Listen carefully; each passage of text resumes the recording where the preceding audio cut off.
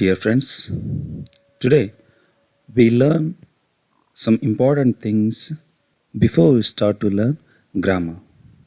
You must know these things before you start to learn grammar. The first one, what is grammar? And the second one, importance of grammar. And then grammar units. ಸ್ನೇಹಿತರೆ, ಇಲ್ಲಿ ಗ್ರಾಮರನ್ನು ಕಲಿಯೋದಕ್ಕಿಂತಲೂ ಮುಂಚಿತವಾಗಿ ಈ 3 ಸರಳ ವಿಚಾರಗಳನ್ನು ಅರ್ಥ ಮಾಡ್ಕೊಳ್ಳೋದು ಬಹಳ ಸೂಕ್ತ. ಗ್ರಾಮರ್ ಅಂದರೆ ಏನು, ಅದರ ಮಹತ್ವ ಏನು, ಜೊತೆಗೆ ಅದರ ಕಾಂಪೋನೆಂಟ್ಸ್ ಅಥವಾ ಮೂಲ ಅಂಶಗಳೇನು ಅಂತ, ಗ್ರಾಮರ್ನಲ್ಲಿ ಬರ್ತಕ್ಕಂಥ ಮೂಲ ಅಂಶಗಳೇನು ಅಂತಕ್ಕಂಥದ್ದನ್ನು ನಾವು ತಿಳ್ಕೋಬೇಕಾಗ್ತದೆ.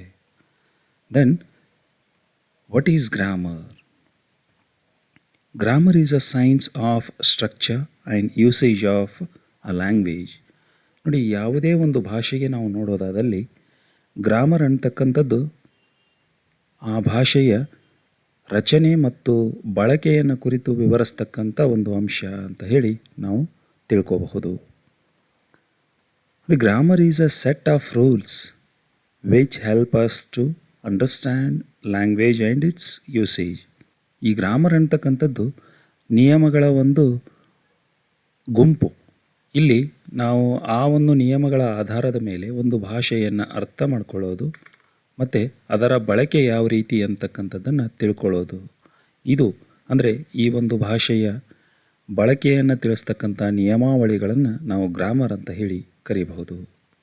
Then English grammar is a detailed knowledge of structure and usage of English language. ನೋಡಿ, ಆಂಗ್ಲ ಭಾಷೆಗೆ ಅಥವಾ ಇಂಗ್ಲೀಷ್ ಭಾಷೆಗೆ ಸಂಬಂಧಪಟ್ಟಾಗಿ ನೋಡೋದಾದಲ್ಲಿ ಇದು ಇಂಗ್ಲೀಷ್ ಭಾಷೆಯ ರಚನೆ ಮತ್ತು ಅದರ ಬಳಕೆಯನ್ನು ಕುರಿತು ಕೊಡ್ತಕ್ಕಂಥ ಜ್ಞಾನವನ್ನು ನಾವು ಇಂಗ್ಲೀಷ್ ಗ್ರಾಮರ್ ಅಂತ ಹೇಳಿ ಕರಿಬಹುದು.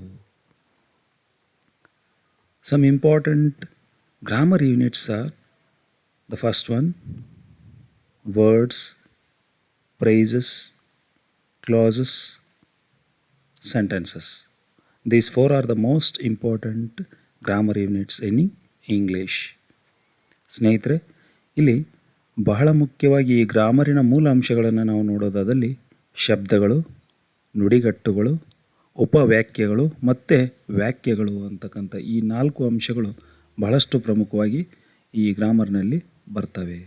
ಈ ಗ್ರಾಮರ್ನಲ್ಲಿ ಬರ್ತಕ್ಕಂಥ ಸಣ್ಣ ಪುಟ್ಟ ಕಲಿಕೆಯ ಅಂಶಗಳೆಲ್ಲವೂ ಸಹಿತ ಈ ಒಂದು 4 ಅಂಶಗಳ ಅಡಿಯಲ್ಲಿಯೇ ಬರ್ತವೆ ಅಂತಕ್ಕಂಥದ್ದನ್ನು ನಾವಿಲ್ಲಿ ಹೇಳ್ತಾ ಇದ್ದೇವೆ. Then we should know about what is word. Word ಅಂದರೆ ಏನು, ಶಬ್ದ ಅಂದರೆ ಏನು ಅಂತಕ್ಕಂಥದ್ದನ್ನು ನಾವು ನೋಡಿದ್ರೆ, word is a meaningful combination of letters. ನೋಡಿ, ಅಕ್ಷರಗಳ ಒಂದು ಅರ್ಥಪೂರ್ಣವಾದಂಥ ಜೋಡಣೆಯನ್ನು ನಾವು ಶಬ್ದ ಅಂತೀವಿ. For example, kind, king, monkey, man, teacher. ಇಲ್ಲಿ ಮುಖ್ಯವಾಗಿ ಅರ್ಥ ಮಾಡ್ಕೊಳ್ಬೇಕಾದದ್ದು ಏನು ಅಂತಂದರೆ, meaningful combination of letters.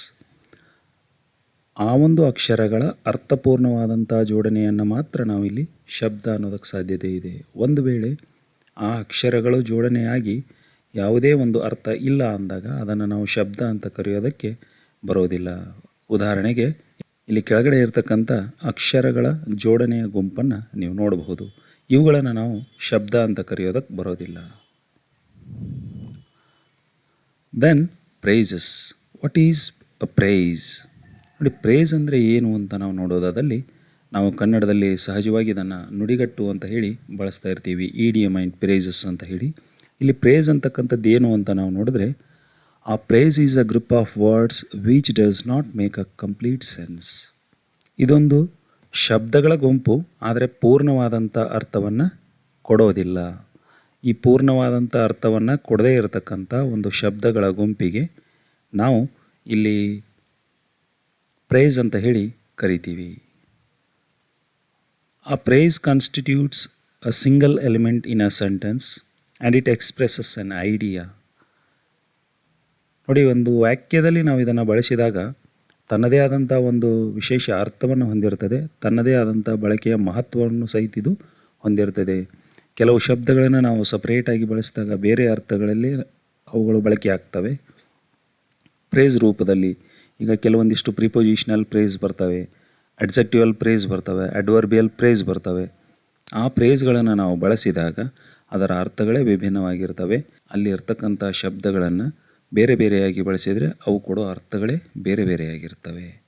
Words in a phrase are closely related to each other and phrases functions as a whole in the sentence. ನೋಡಿ, ಕೆಲವು ಸಲ ಈ ಪ್ರೈಸ್ಗಳು ಹೇಗಿರ್ತವೆ ಅಂತಂದರೆ ಇಡೀ ಸೆಂಟೆನ್ಸಿನ ಅರ್ಥವನ್ನು ಸಹಿತ ತಮ್ಮದೇ ಆದ ರೀತಿಯಲ್ಲಿ ಕೊಡ್ತವೆ. ನೋಡಿ, ಕೆಲವು ಸೆಂಟೆನ್ಸ್ಗಳಲ್ಲಿ ನಾವು ಪ್ರೇಸ್ಗಳನ್ನು ಬಳಸ್ತಾ ಇರ್ತೀವಿ. ಆ ಪ್ರೇಸ್ಗಳೇ ಭಾಳಷ್ಟು ಮುಖ್ಯವಾದ ಅಥವಾ ಪ್ರಧಾನವಾದಂಥ ಅರ್ಥವನ್ನು ಕೊಟ್ಟಂಥ ಉದಾಹರಣೆಗಳು ಸಾಕಷ್ಟು ನಾವು ನೋಡ್ತಾ ಇದ್ದೇವೆ. ಅಂದರೆ ಇಲ್ಲಿ ಒಂದು ವಾಕ್ಯದಲ್ಲಿ ನಾವು ಬಳಸ್ತಕ್ಕಂಥ ಪ್ರೇಸ್ ಎಷ್ಟು ಮಹತ್ವಯುತವಾಗಿರ್ತದೆ ಅಂತಕ್ಕಂಥದ್ದನ್ನು ನಾವಿಲ್ಲಿ ನೋಡಬಹುದು. ತನ್ನದೇ ಆದಂಥ ಸ್ವತಂತ್ರ ಅರ್ಥವನ್ನು ಹೊಂದಿರ್ತದೆ, ಆದರೆ ಕಂಪ್ಲೀಟ್ ಆದಂಥ ಅರ್ಥವನ್ನು ಹೊಂದಿರೋದಿಲ್ಲ. ಇಲ್ಲಿ ಮುಖ್ಯವಾದ ಅಂಶ ಏನು ಅಂದರೆ, ಈ ಒಂದು ಪ್ರೇಸ್ಗಳಲ್ಲಿ ಇದು ಶಬ್ದಗಳ ಗುಂಪಾಗಿರ್ತದೆ, ಆದರೆ ಸಬ್ಜೆಕ್ಟ್ ಪ್ಲಸ್ ವರ್ಬ್ ಕಾಂಬಿನೇಷನ್ ಇರೋದಿಲ್ಲ. ಒಂದು ಸೆಂಟೆನ್ಸಿಗೆ ಮುಖ್ಯವಾಗಿ ಇರತಕ್ಕಂಥ ಸಬ್ಜೆಕ್ಟ್ ಪ್ಲಸ್ ವರ್ಬ್ ಕಾಂಬಿನೇಷನ್ ಈ ಒಂದು ಪ್ರೇಸಸ್ಗಳಲ್ಲಿ ಇರೋದಿಲ್ಲ. ಆ ಕಾರಣವಾಗಿ ಇದನ್ನು ನಾವು ಇನ್ಕಂಪ್ಲೀಟ್ ಸೆನ್ಸ್ ಕೊಡುವಂಥ ಶಬ್ದಗಳ ಗುಂಪು ಅಥವಾ ಪ್ರೇಸ್ ಅಂತ ಹೇಳಿ ಕರಿತೀವಿ. ಫಾರ್ ಎಕ್ಸಾಂಪಲ್ ನಾವು ನೋಡೋದಾದಲ್ಲಿ ಕೆಲವು ಉದಾಹರಣೆಗಳನ್ನು ನೋಡೋಣ. The sun rises in the east. In the east ಅಂತಕ್ಕಂಥ ಈ ಒಂದು ಶಬ್ದದ ಗುಂಪು ಅಂಡರ್ಲೈನ್ ಮಾಡಿರ್ತಕ್ಕಂಥದ್ದು ಇದು ಇಲ್ಲಿ ಪ್ರೇಸ್ ಆಗಿ ಬಳಕೆಯಾಗಿರ್ತಕ್ಕಂಥದ್ದು. The sun rises in the east. The professor brought out the idea clearly. ಈ ಒಂದು ಅಂಶ ಇಲ್ಲಿ ಅಂಡರ್ಲೈನ್ ಮಾಡಿರ್ತಕ್ಕಂಥ ಬ್ರಾಟ್ ಔಟ್ ಅಂತಕ್ಕಂಥ ಶಬ್ದ ಪ್ರೈಸ್ ಆಗಿ ಬಳಕೆಯಾಗಿರ್ತಕ್ಕಂಥದ್ದು. Having obtain my father's permission I went to Bengaluru. ನೋಡಿ, ಇಲ್ಲಿ 4-5 ಶಬ್ದಗಳನ್ನು ನಾವು ಬಳಸಿದ್ದೇವೆ. ಪೂರ್ಣವಾದ ಆ 4-5 ಶಬ್ದಗಳು ಸೇರಿ ಒಂದೇ ಪ್ರೇಸ್ ಆಗಿ ಇಲ್ಲಿ ಕೆಲಸ ಮಾಡ್ತಕ್ಕಂಥದ್ದು.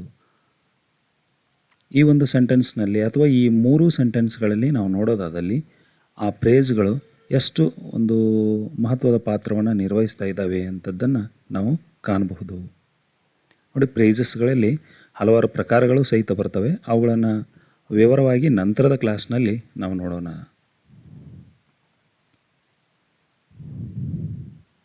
Then what is clauses? A clause is a sentence that forms part of a larger sentence. ನೋಡಿ, ಒಂದು ಸೆಂಟೆನ್ಸಿನ ಭಾಗವಾಗಿ ಬಳಕೆಯಾಗ್ತಕ್ಕಂಥ ಸೆಂಟೆನ್ಸನ್ನು ನಾವು ಕ್ಲಾಸ್ ಅಂತ ಹೇಳಿ ಕರಿತೀವಿ. ಇಲ್ಲಿ ಒಂದು ಸೆಂಟೆನ್ಸ್ ಅನ್ನಬೇಕಾದ್ರೆ ನಮಗೆ subject verb combination must and should ಇರಲೇಬೇಕು. ಆ ರೀತಿ ಈ ಒಂದು ಕ್ಲಾಸಸ್ಗಳಲ್ಲಿಯೂ ಸಹಿತ ನಾವು ಸಬ್ಜೆಕ್ಟ್ ವರ್ಬ್ ಕಾಂಬಿನೇಷನನ್ನು ನೋಡ್ತೀವಿ. ಬಟ್ ಡಿಫ್ರೆನ್ಸ್ ಏನಪ್ಪ ಅಂದರೆ, ಸೆಂಟೆನ್ಸಸ್ ಇಂಡಿಪೆಂಡೆಂಟಾಗಿ ಬಳಕೆ ಆಗ್ತವೆ, ತನ್ನದೇ ಆದಂಥ ಸ್ವತಂತ್ರ ಅರ್ಥವನ್ನು ಹೊಂದಿರ್ತವೆ, ಕಂಪ್ಲೀಟ್ ಸೆನ್ಸನ್ನು ಹೊಂದಿರ್ತವೆ. ಆದರೆ ಕ್ಲಾಸಸ್ಗಳನ್ನು ನಾವು ಬಳಕೆ ಮಾಡಿದಾಗ ಈ ಕ್ಲಾಸಸ್ಗಳು ಮೇನ್ ಕ್ಲಾಸ್ ಅಥವಾ ಪ್ರಿನ್ಸಿಪಲ್ ಕ್ಲಾಸ್ಗೆ ಡಿಪೆಂಡ್ ಆಗಿ ಬಳಕೆಯಾಗಿರ್ತಕ್ಕಂಥ ಸೆಂಟೆನ್ಸ್ ಆಗಿರ್ತದೆ. ಆ ಕಾರಣವಾಗಿ ಇದನ್ನು ಕ್ಲಾಸ್ ಅಂತ ಹೇಳಿ ನಾವು ಕರಿತೀವಿ. ಇಲ್ಲಿ ಪ್ರಮುಖವಾಗಿ ನಾವು ನೋಡೋದಾದರೆ ನೌನ್ ಕ್ಲಾಸಸ್ ಇರ್ತವೆ, ಅಡ್ಜೆಕ್ಟಿವ್ ಕ್ಲಾಸಸ್ಸು, ಅಡ್ವರ್ಬ್ ಕ್ಲಾಸಸ್ಸು ಬಹಳ ಪ್ರಮುಖವಾಗಿ ಬರ್ತಕ್ಕಂಥವು. ಅವುಗಳನ್ನು ನಂತರದಲ್ಲಿ ವಿವರವಾಗಿ ನಾವು ನೋಡೋಣ. ಸಬ್ಜೆಕ್ಟ್ ಪ್ಲಸ್ ವರ್ಬ್ ಕಾಂಬಿನೇಷನ್ ಇರ್ತಕ್ಕಂಥದ್ದು. ನೋಡಿ, ಸೆಂಟೆನ್ಸಲ್ಲಿಯೂ ಸಹಿತ ಸಬ್ಜೆಕ್ಟ್ ವರ್ಬ್ ಕಾಂಬಿನೇಷನ್ ಇರ್ತದೆ. ಇಲ್ಲೂ ಸಹಿತ ಸಬ್ಜೆಕ್ಟ್ ಪ್ಲಸ್ ವರ್ಬ್ ಕಾಂಬಿನೇಷನನ್ನು ನಾವು ನೋಡ್ತೀವಿ. ಫಾರ್ ಎಕ್ಸಾಂಪಲ್ ನಾವು ನೋಡೋದಾದರೆ, my friends helped me when I was in trouble. ಈ ಒಂದು ಉದಾಹರಣೆಯಲ್ಲಿ ನಾವು ನೋಡೋದಾದರೆ when I was in trouble ಅಂತಕ್ಕಂಥ ಈ ಒಂದು ಸೆಂಟೆನ್ಸು ಇಲ್ಲಿ ಕ್ಲಾಸ್ ಆಗಿ ಬಳಕೆಯಾಗಿರ್ತಕ್ಕಂಥದ್ದು. ಇದು ಒಂದು ಕ್ಲಾಸ್, ಇದು ಡಿಪೆಂಡೆಂಟ್ ಇರ್ತಕ್ಕಂಥ ಕ್ಲಾಸು.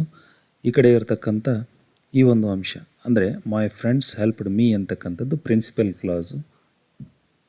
ಇಲ್ಲಿ when I was in trouble ಅಂತಕ್ಕಂಥದ್ದು ಕ್ಲಾಸ್ ಆಗಿ ಬಳಕೆಯಾಗಿರ್ತಕ್ಕಂಥದ್ದು. ಇದು ಸಬಾರ್ಡಿನೇಟ್ ಕ್ಲಾಸ್ ಇಲ್ಲಿ. ನಂತರ ಇನ್ನೊಂದು ಉದಾಹರಣೆ ನಾವು ನೋಡೋದಾದರೆ, she told me that she wanted some money. ಇಲ್ಲಿ that she wanted some money ಅಂತಾಗಿರ್ತಕ್ಕಂಥದ್ದು ಕ್ಲಾಸ್ ಆಗಿ ಬಳಕೆಯಾಗಿರ್ತಂಥ ಇದು ಸಹಿತ ಸಬಾರ್ಡಿನೇಟ್ ಕ್ಲಾಸು. ಇದು ಈ ಒಂದು ಮೇನ್ ಕ್ಲಾಸ್ಗೆ ಅಥವಾ ಪ್ರಿನ್ಸಿಪಲ್ ಕ್ಲಾಸ್ಗೆ ಡಿಪೆಂಡೆಂಟ್ ಆಗಿ ಬಳಕೆಯಾಗಿರ್ತಕ್ಕಂಥದ್ದು. ನೋಡಿ, ಈ ಒಂದು ಡಿಪೆಂಡೆಂಟ್ ಆಗಿರ್ತಕ್ಕಂಥ ಕ್ಲಾಸನ್ನು ನಾವು ಸ್ವತಂತ್ರವಾಗಿ ಬಳಸಿದರೆ ಇಲ್ಲಿ ಕಂಪ್ಲೀಟ್ ಸೆನ್ಸ್ ಇರೋದಿಲ್ಲ. ಈ ಒಂದು ಪ್ರಿನ್ಸಿಪಲ್ ಕ್ಲಾಸ್ ಏನಿರ್ತದೆ ಇದು ತನ್ನದೇ ಆದಂಥ ಸ್ವತಂತ್ರ ಅರ್ಥವನ್ನು ಹೊಂದಿರ್ತದೆ. ಆದರೆ ಈ ಒಂದು ಅಂಶ ಸ್ವತಂತ್ರವಾದಂಥ ಅರ್ಥವನ್ನು ಹೊಂದಿರೋದಿಲ್ಲ. India is a great country because she has an ancient tradition. ಇಲ್ಲೂ ಸಹಿತ because she has an ancient tradition ಅಂತಕ್ಕಂಥದ್ದು ಒಂದು ಕ್ಲಾಸ್ ಆಗಿ ಬಳಕೆಯಾಗಿರ್ತಕ್ಕಂಥದ್ದು. ಇದು ಸಹಿತ ಮೇನ್ ಕ್ಲಾಸ್ ಅಥವಾ ಪ್ರಿನ್ಸಿಪಲ್ ಕ್ಲಾಸ್ ಮೇಲೆ ಡಿಪೆಂಡೆಂಟ್ ಆಗಿ ಬಳಕೆಯಾಗಿರ್ತಕ್ಕಂಥ ಒಂದು ಕ್ಲಾಸು. ನೋಡಿ, ಡೆಫಿನಿಷನ್ನ ನಾವು ನೋಡಿದ್ರೆ a clause is a sentence that forms part of larger sentence. ಒಂದು ದೊಡ್ಡ ಸೆಂಟೆನ್ಸಿನ ಭಾಗವಾಗಿ ಆಗಿರತಕ್ಕಂಥ ಇನ್ನೊಂದು ಸೆಂಟೆನ್ಸ್ ಇದು. ನೋಡಿ, ಇನ್ನೊಂದು ಉದಾಹರಣೆ ನಾವು ನೋಡೋದಾದರೆ, she met him when she went to Bombay. When she went to Bombay ಅಂತಕ್ಕಂಥದ್ದು ಇಲ್ಲಿ ಕ್ಲಾಸ್ ಆಗಿ ಬಳಕೆಯಾಗಿರ್ತಕ್ಕಂಥದ್ದು. ಶಿ ಮೆಟ್ ಹಿಮ್ ಅಂತಕ್ಕಂಥದ್ದು ಪ್ರಿನ್ಸಿಪಲ್ ಕ್ಲಾಸು. ಈ ಒಂದು clause when she went to Bombay ಇಲ್ಲಿ ಡಿಪೆಂಡೆಂಟ್ ಕ್ಲಾಸ್ ಆಗಿ ಕೆಲಸ ಮಾಡ್ತಕ್ಕಂಥದ್ದು. ಇದು ತನ್ನದೇ ಆದಂಥ ಅರ್ಥವನ್ನು ಹೊಂದಿರ್ತದೆ, ಆದರೆ ಈ ಒಂದು ಮೇನ್ ಕ್ಲಾಸ್ಗೆ ಅಥವಾ ಪ್ರಿನ್ಸಿಪಲ್ ಕ್ಲಾಸ್ಗೆ ಡಿಪೆಂಡೆಂಟ್ ಆಗಿ ಬಳಕೆಯಾಗಿರ್ತಕ್ಕಂಥದ್ದು. Then what is sentences? A sentence is a group of words which make complete sense. ನೋಡಿ, ಪೂರ್ಣ ಪ್ರಮಾಣದ ಅರ್ಥವನ್ನು ಕೊಡ್ತಕ್ಕಂಥ ಒಂದು ಶಬ್ದಗಳ ಗುಂಪಿಗೆ ನಾವು ಸೆಂಟೆನ್ಸ್ ಅಂತ ಕರಿತೀವಿ. For example, I am a teacher. ನೋಡಿ, ನಾನೊಬ್ಬ ಶಿಕ್ಷಕ ಅಥವಾ ಶಿಕ್ಷಕಿ ಅಂತ ನಾವು ಹೇಳಬಹುದು. Ravi sat on a wall.